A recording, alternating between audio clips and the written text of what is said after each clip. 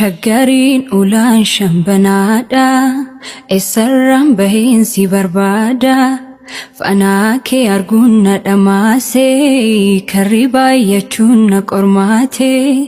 bareeddu qalloo masaa kuula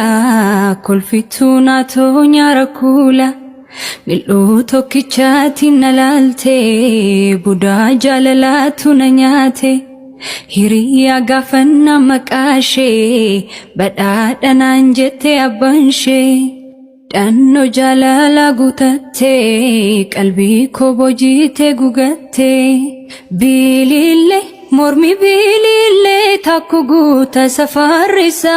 qalbii fuudha bareednisaa Akkuma addeessa dukkanaa keessa ija isheetu ifaa bifa Jalalatu irratifa